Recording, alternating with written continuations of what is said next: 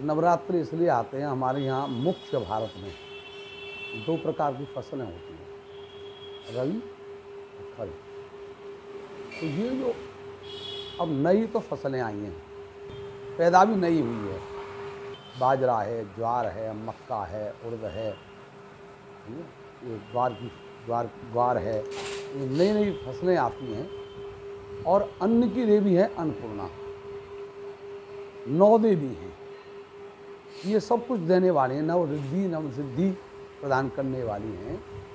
आद्य लक्ष्मी, विद्या लक्ष्मी, सौभाग्य लक्ष्मी, सत्य लक्ष्मी, भोग लक्ष्मी, योग लक्ष्मी, ऐश्वर्य लक्ष्मी, धनदान लक्ष्मी और संतान लक्ष्मी, 9 प्रकार की देवी हैं। और 9 प्रकार के 9 दिन हैं। नवरात्रि, रात्रि में वो विशेष महत्व है। इसमें कम खाने से स्वास्थ्य लाभ मिलता है, सबसे पहली बात तो है। इन दिनों में कम खाओगे तो बीमार कम पड़ोगे। जब व्रत रहते हो तो शरीर का जो है ना संतुलन सही बना रहेगा। इसलिए नवरात्रि में 9 दिन व्रत करें। प्रथमम शैलपुत्री, द्वितीय ब्रह्मचारिणी, तृतीय चंद्रघंटी, कुसुमांडका, चतुर्थम पंचम स्कंदमाती, षष्ठम कात्यायनी च, सप्तम कालरात्रि, महागौरी शाष्टकम, नवम सिद्धिदात्री, नव दुर्गा प्रवृत्ता। 9 प्रकार की देवी हैं हमारे भारत में। और 9 प्रकार की देवी रिद्धि सिद्धि लाभ सब आदि प्राप्त करने वाली देवी हैं। जिस तरीके से नवरात्र में कन्या पूजन करते हैं, तो इसका क्या महत्व होता है? कन्या सदैव पूजनीय है, नवरात्रि में पूजनीय नहीं है, सदैव ही कन्या पूजनीय है।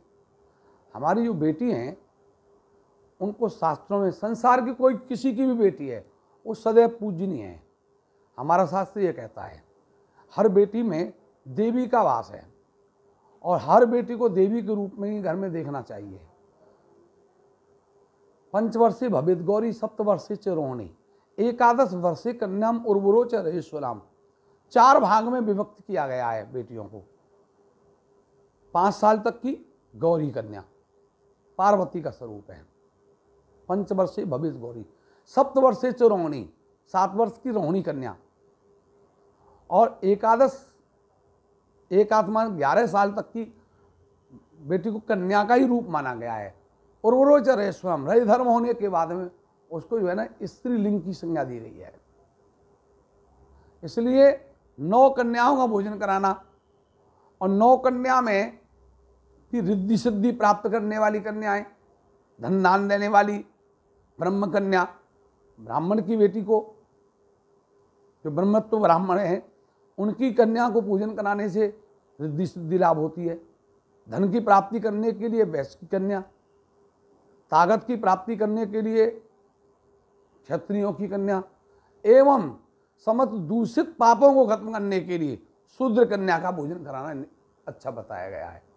4 लाभ अर्थ धर्म काम मुख्य देने वाली 4 प्रकार की कन्याएं, और चारों प्रकार की कन्याओं को भोजन करने से घर के सारे दुख दूर हो जाते हैं। जिस तरह से 9 व्रत रहते हैं, तो किस तरह से पूजा अर्चना करनी चाहिए नवरात्र में 9 दिन करते हैं? अच्छी साधना करने वाले व्यक्ति तो लौंग के जोड़ा से रहते हैं, बहुत अच्छी टॉप की। जो रिद्धि सिद्धि प्राप्त करनी है तो केवल लौंग का जोड़ा ही खा करके, लौंग का जोड़ा कैसे करते हैं, उसको नित्य प्रति हवन करें। यह लौंग उसमें चढ़ाई जाए तो लौंग का स्वभाव है चटकना, चटक करके दूर हो जाती है। पानी और लौंग लेकर के 24 आवर्स के अंदर, ये सबसे बड़ी कठिनता साधना है। दूसरे प्रकार की साधना है फल खा करके, वो भी एक टाइम 24 आवर्स में एक टाइम फलाहार करें। तीसरे प्रकार की निम्न कैटेगरी साधना है जब भूख लगे तब फल खा लिए, अन्यत्र एक टाइम भी रह करके व्रत किया जा सकता है। 24 घंटे में एक टाइम भोजन करे तब भी माता प्रसन्न होती हैं। इस प्रकार का नियम है। नित्य आराधना की जाए प्रातःकाल, और रात्रि में आराधना करे, भजन करे। क्यों नवरात्रि है, दिन का विशेष महत्व नहीं है। रात्रि में साधना करे, रात्रि में भजन करे, माता जी को प्रसन्न करे तो सारे कलेश दूर हो जाएंगे। तो किस तरह चढ़ावा कैसे होते हैं, माता रानी का श्रृंगार का सामान कैसे कुछ होना चाहिए? तो कोई साधना है, चुन्नी माँ को तो एक धागा भी तोड़ के चढ़ा दो लाल रंग का।